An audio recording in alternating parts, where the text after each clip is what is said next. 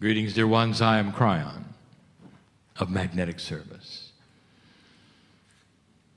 There used to be a time when my partner had to adjust in the first few moments of a channeling.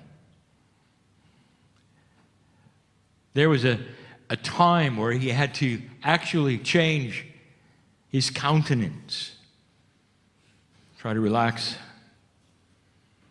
let the pineal flow without what is called the filters of human consciousness, belief. And now I just jump in whenever I want. It's the way of it. That the practice of communicating with Spirit pays off, and you get better at it. And so the human being is asked to practice. Now, don't take this wrong. For in a linear fashion, that would mean, well, I'm going to have to assign times for meditation and extend them. And that's not so. What if I told you it may just be the opposite? The meditations would be shorter but more intense. Meditation is beautiful. It is a time put aside for communication with that which is inside and outside. And yet it indeed is also changing. What if it were possible that every time you'd blink your eyes, you'd be in meditation? That it would be so intrinsic to the value of your cellular structure to be in this mode that your cells would just crave it. They would crave to be in meditation 24/7, but a walking meditation, a working meditation. So that as you get up out of your chair, there's no difference, really, than when you sit down to meditate. That kind of a relationship with your higher self would be doable for the human being. And this is what the masters have taught. It is doable.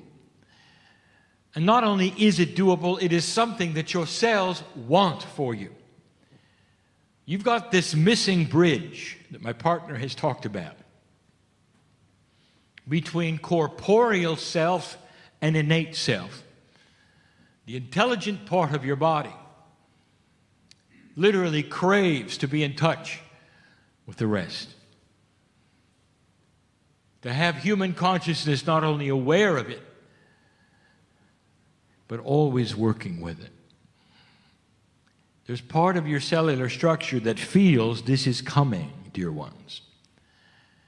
More than ever before, as energy shifts, the quantum parts of you are alert. They really have a feeling, if you want to say, that it is at hand. This also creates in a human being sometimes a little discomfort, because you don't know what's next. Every single time you feel change coming, the human being wonders whether it's going to be good or not. And so I'm here to tell you, oh soul, what you are feeling now, I want you to relax with. I want you to relax with it and let it in. And the expansion will be the result. The expansion of you with you, of you with your higher self. Isn't it time? Isn't it time to meet the rest of you? Think about that. You're bigger than you think, and I'm going to continue this teaching from last night about the soul. I only have a couple more things to say about it. And you may have heard it before, and my partner may have mentioned it before in his talks. But I want you to hear it from me. And so this would become part 2 of what we call soul journeying. Now, the soul isn't journeying anywhere. It's you who are journeying to meet it. You're cognizing what it is. You are journeying to meet yourself. And we have named it this way for a reason. It's not linear. You have to look at it backwards in order to understand the profundity of it. Before I begin, I would like to say,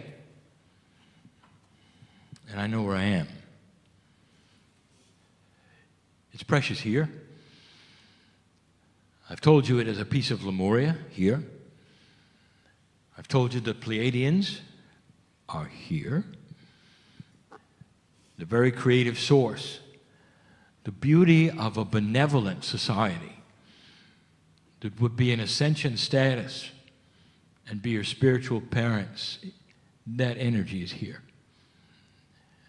There are only a few places on the earth, there's only really 24 of them, who have been assigned the attributes of time capsules. They pair up eventually, and you'll understand the push-pull energy between them. One pushes what you don't have, and one removes the old stuff you don't need. That's how they work. By the way, that's also the attributes of the push-pull energy in the center of the galaxy you have mistakenly called a black hole.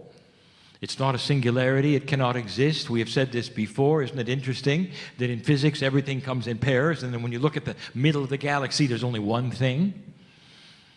Where is your common sense? There's got to be a pair there also. There always is in physics.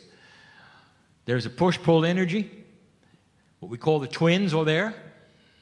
And there's a reason for it in physics, and they will discover it. It's just unseen at the moment. There's a node in New Zealand. It's an important one.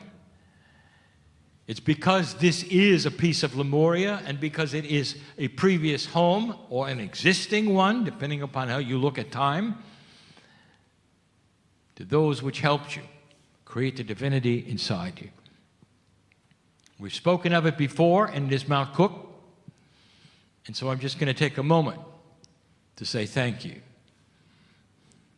for the ones who took the time to respect it and to look at it. And it says thank you back. There's a lot to know about that. And as time unfolds and it gets paired up with its counterpart, I want you to look at the energies between them and realize why they are what they are. Enough said for that. I want to continue my journey of the human soul. It's not human. We call this the human soul because we're on earth, because we are with you, and because that's what you call it. But it isn't. The soul is the creator. We've told you this before, long before.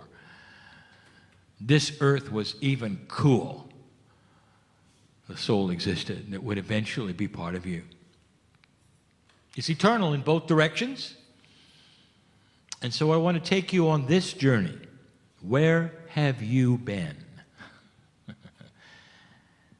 Before the Pleiadians did what they did on this planet, where were you? Did you have anything to do with what came before this planet? Or, as some of those who would be the experts in spiritual things would tell you, that everything started when you arrived?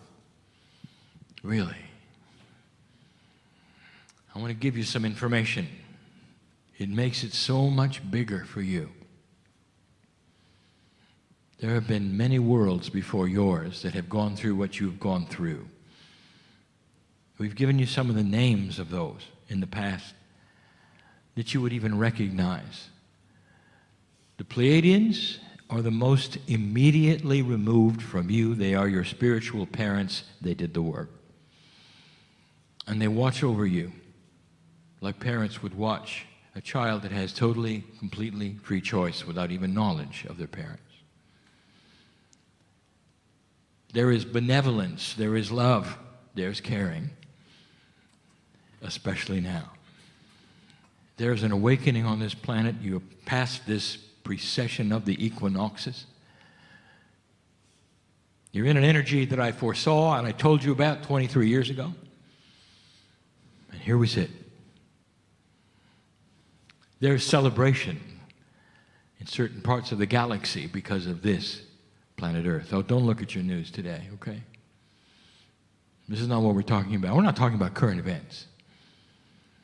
I'm talking about world events, not world as you would think of it in the news, but world that is the earth from its creation to now. And all the things that have taken place in the way they have, what you've done with it. You're sitting on the precipice of massive change. You have free will, you always have, you always will. But we've seen this before. And here's the one I tell you, so have you.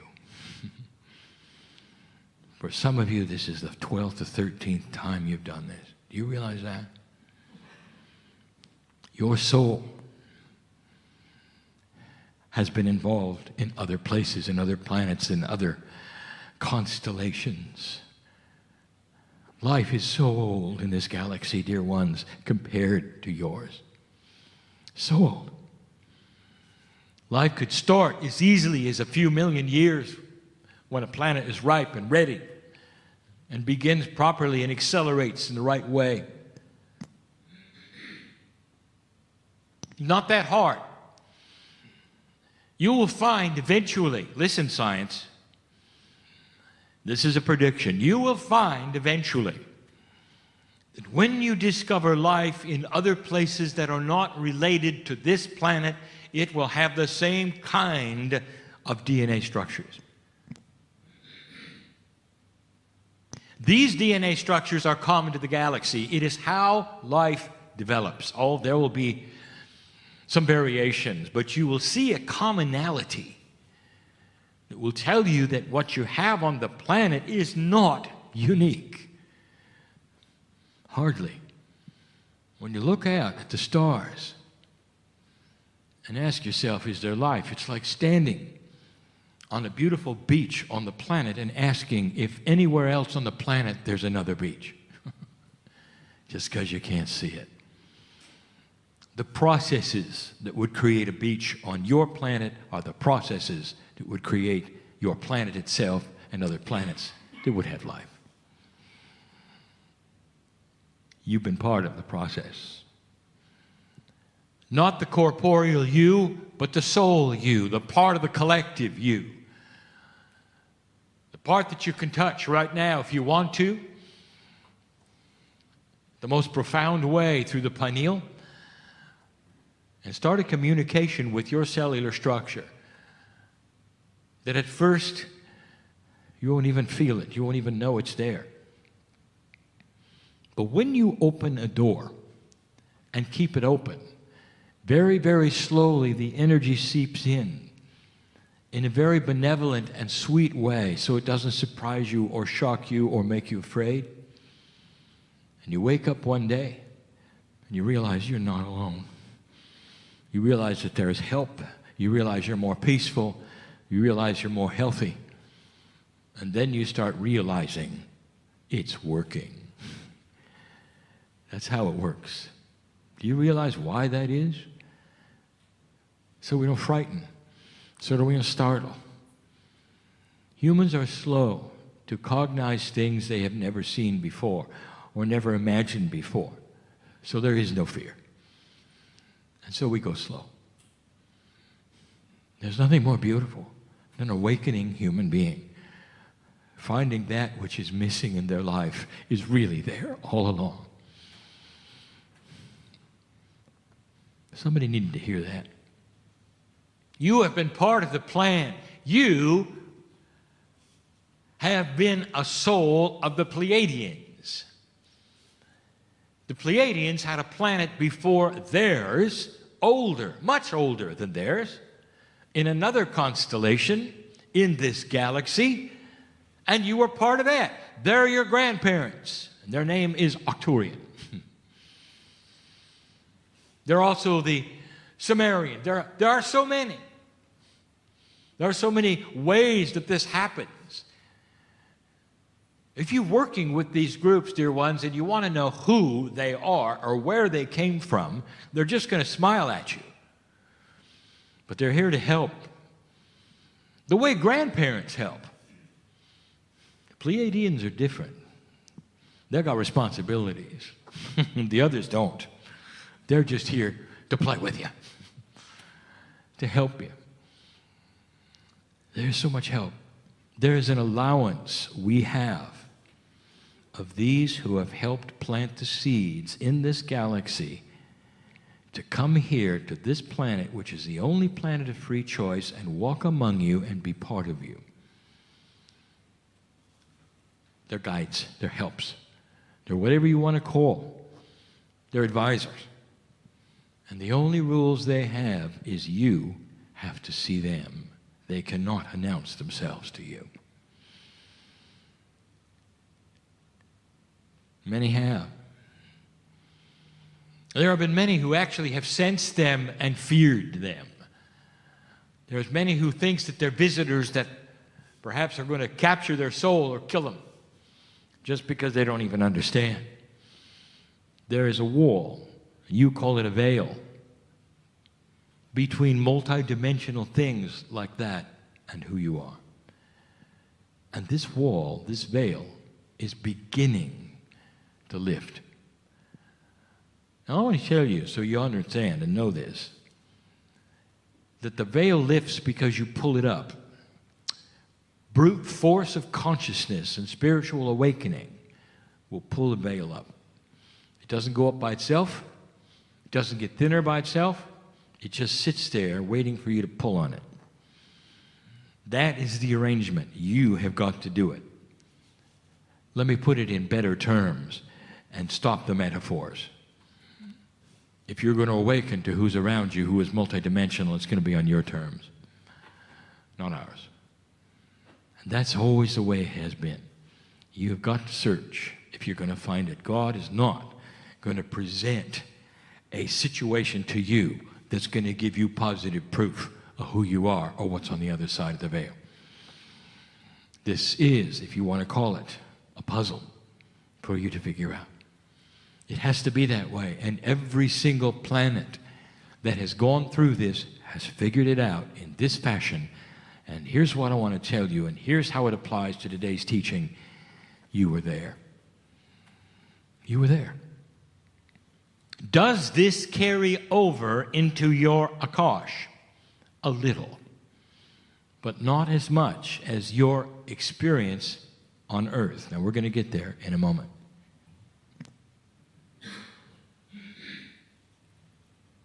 I want to tell you there's two things that I want to remind you of. And we've given them before, but we're talking about souls in general. So I want to tell you what they are. The first is this.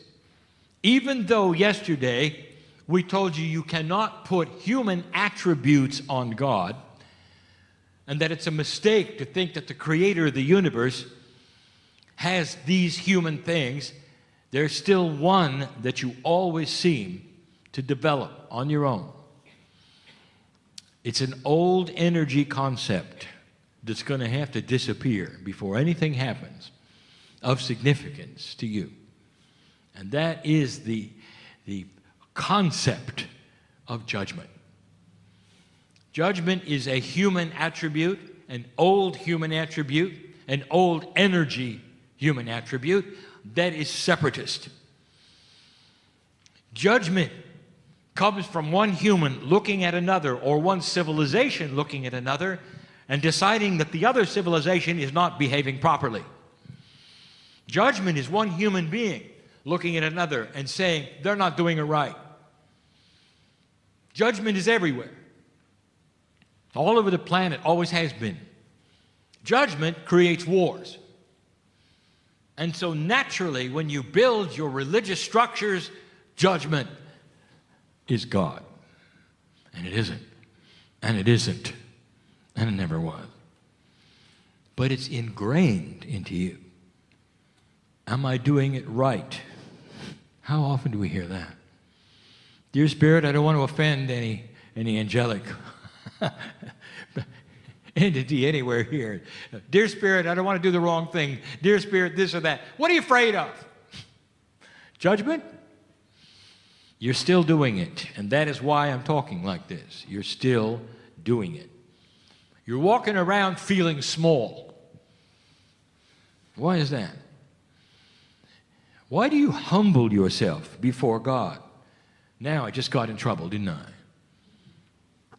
That's expected, is it not? Be humble before God. If you are a piece of God, why are you humbling yourself before yourself? Does this make sense? Spiritual common sense. If you're a piece of creation, you don't have to bow to yourself. What if, instead, we said it's time to stand up from the humbling position and take the power that's yours? In benevolence, in courtesy, in generosity, in integrity, not humbleness.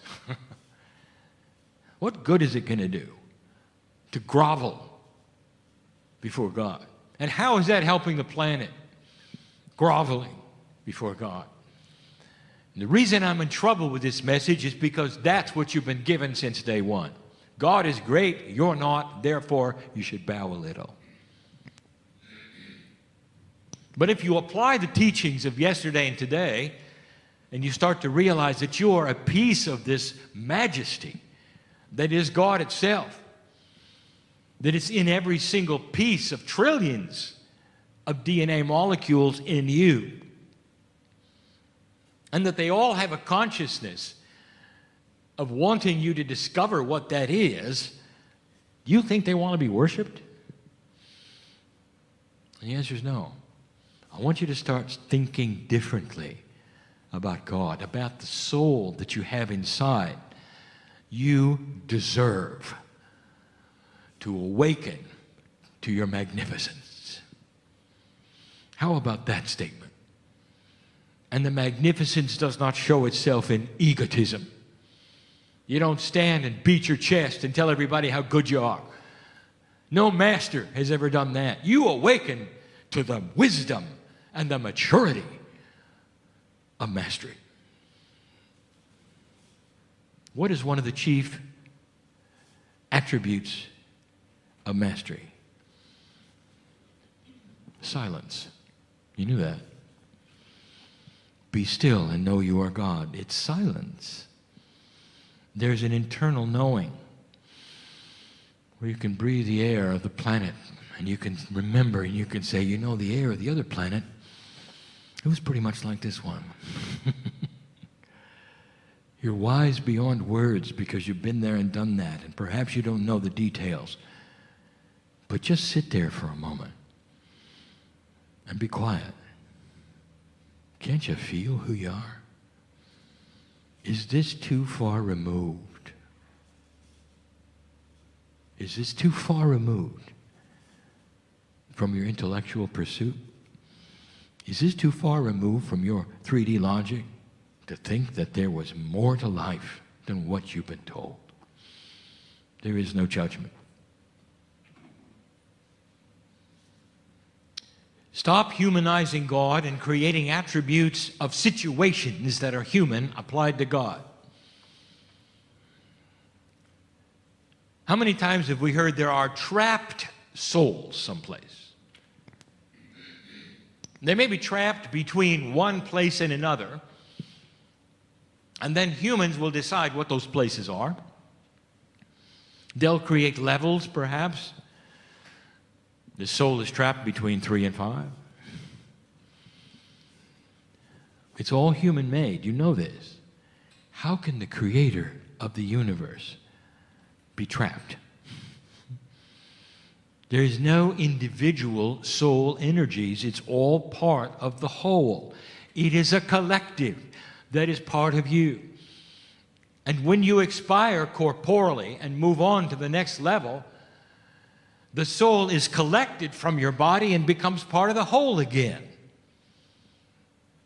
Now, when you sense somebody who's departed, that is singular, and it's hard to describe to you. It's actual, it's real.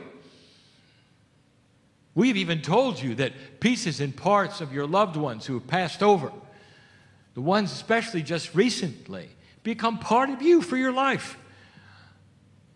That's soul sharing, dear ones. It's important you understand how this works. So how can you have part of God trapped between some human created levels? And the answer is, it's impossible. Can I call it what it is? It's mythology at its best.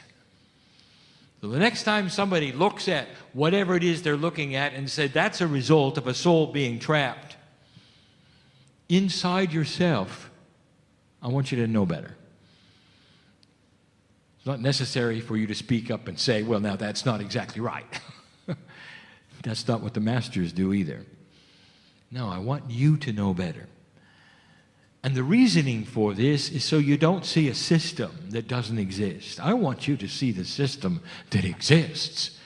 And that one is beautiful. There's no issues. There's no problems. There's no trappings. There's no purgatories. There's no soul that goes someplace in preparation for something else. We told you that yesterday. There's no levels of souldom. God is God. The creator of this universe is what it is. It's not segmented. It's not trapped. And it does not have a consciousness like humans do. It's beyond that. Way beyond that. It's something I can't even describe. For you, all you have to know is that it loves you beyond measure, and everything that is there for you is benevolent. You don't have to jump hurdles, dear ones. You don't have to prove yourself one way or the other. You just have to agree to learn more about what is there inside you. And the rest will be something that will be self-evident.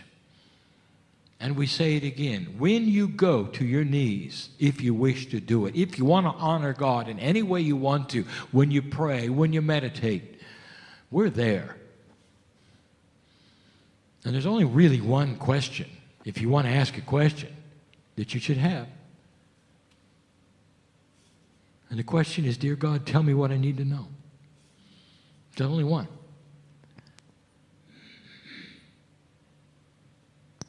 And the reasoning is this, is that all of the other things that you could possibly ask are subservient to that one. Tell me what it is I need to know, dear Spirit, in order to solve the problem, to get from A to B. There's somebody here who needs to hear that. Here's what I'm going to, you know who you are. I want you to go to a place and ask Spirit this. Tell me what it is I need to know to get out of pain, all right? You didn't come to suffer, dear ones. It's time to get through that. Someone needed to hear that. Shouldn't have to live that way. That was not the plan. Whatever has happened, water under the bridge that brings you to that place can be undone. You have control over your own cellular structure, and it wants to hear from you. I want to bring up the final one. This one is difficult. We always save the best to last. The ones that are hard to understand, concepts that are perhaps things that you haven't really pondered much, and I'll give it to you. And this has to do with what we would call soul inheritance. When you look at inheritance as you perceive it, it's mostly in 3 dimensions, and it is what we would call chemical. And the confusing part is that you, as a human being, especially one who is aware of your spiritual complement, are dealing with an oxymoron. You are dealing with 2 kinds of inheritance that happen within one single body. Now, the chemical inheritance is that which you're taught in school, and it carries over with it a lot of what your parents had and your grandparents had. You look like them. Perhaps you will have dispositions in cellular structure. Your DNA carries through. There are things that you pass There are talents, there are instincts that your parents would have, and you can see it. Some of you can even look at your hands and recognize your parents' hands are there. That's chemical inheritance. It's powerful. The man who sits in the chair in front of you right now has a chemical inheritance. His chemistry is Irish. And if he tracks back his lineage, he will find that it's not too many generations before he finds himself in Ireland. And he can track his name, which is very Irish, right back to a family who is there. And he's done it. Someday he may even visit. That is his chemical inheritance. Now, you don't know the story, and now is not the time to give it, but we have exposed to him his immediate past life. And it was not Irish. It was across the ditch in Australia. And that is who he is. Now, here is the issue. Who is he?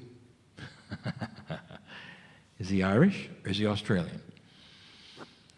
He has one path which is Akashic and one path which is chemical. And so he is a combination, a unique human being who has an entirely different past when you look at the Akashic family compared to the Irish one, which is chemical. And they are both accurate. Is that confusing enough or what? It doesn't have to be. When you look at the parable of Emily and Evelyn and all the other trees we didn't even name, Jason's one of them. I'm giving you names that mean things to those of you who are here. Who stand in the forest, who are all together because they have the same roots. Remember yesterday? So what I want to show you and tell you is that you have to start looking at yourselves differently about who you are based upon both kinds of inheritance. The chemistry you have, you track back and you think, well, my past life was then perhaps my partner had to be Irish. No, it doesn't. You just have the attributes of chemistry. The real past life, the one you want to look at, is Akashic. And what is confusing about this is how there can be two paths that are so different that then create a unique human being like you. And you want to separate them and you want to say which one is accurate, and I'll tell you, they both are. Take my partner. He assumes, and now he knows, that he is part of his parents and his grandparents and their parents, that he has the chemistry of all of them. But he also knows that the part of him that is God that he knows is involved in his Akashic remembrance, and those are the lives he lived with other chemistry from other parents and other grandparents. The result is this, dear ones. Don't overanalyze it. I want you to look at yourself. That's all I want you to look at. How has this come together to create who you are? How has this come together to create who you are? You are a unique human being. Absolutely unique. This is part of the uniqueness. Chemically, you have attributes of 3D inheritance. Spiritually, you have attributes of Akashic inheritance. They come together to create you. Where it goes from here will create another you. The corporeal complications and the puzzle are beyond anything you can imagine. I have just entangled a puzzle that some will listen to, and they'll start to realize the puzzle has always been there. It's going to unravel some things that you didn't understand. How your lives, when read by an Akashic reader, can take you on a whole different path than what you know your parents did. And now you have the answer. Don't try to figure it out. I want you only to see the beauty of how it has created you. Is that good enough? That's all you have to look at. Unique in every single way. You've got the best of everything. Perhaps you've got the strength of the chemistry that you needed and the Akashic lives that you needed to build an old soul who can make a difference on this planet today. Did you think of that? Everything that you've gone through had a purpose. But you're done going to school. And you're done surviving. Now it's time to come out of the cave. See who you are. Check out the magnificence around you. Get out of the crouching position. Stand tall. Feel the light of God around you. And claim your mastery. Simple? No.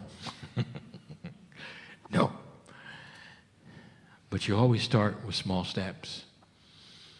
And they turn into bigger ones. So now it's time to start. That's the message of the day. It'll get more complicated. I promise. And so it is.